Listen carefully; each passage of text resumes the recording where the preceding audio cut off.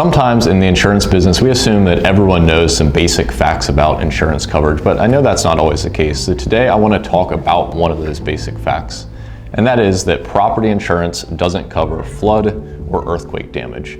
Now there are some rare exceptions to this, but almost always, whether we're talking about homeowners insurance or a policy for a rental house that you may own or your commercial property insurance, it doesn't cover flood or earthquake.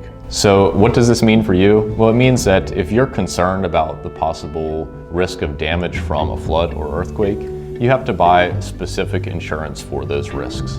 For earthquake, this is pretty easy because usually this coverage is endorsed onto your policy. So you can get a quote for the coverage and then decide if it makes sense to add. And usually here in central Pennsylvania, earthquake coverage is relatively inexpensive. You do want to keep in mind that earthquake deductibles are typically a percentage of your property value, which can oftentimes be much higher than a regular deductible. So you want to make sure you understand that when you analyze the earthquake cost. Flood coverage is different because flood coverage is purchased through FEMA's National Flood Insurance Program. And I'm not going to get deep into the details of the flood program, but the important thing is just to know that you don't have flood coverage in your standard policy. And it is important for you to give some serious thought to the risk of flood at your property.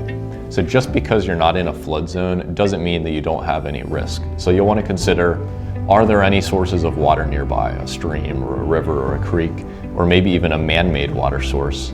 Or has your area been prone to heavy surface water runoff, which is a flood risk as well? Those are some of the things you want to consider when you are analyzing your flood risk.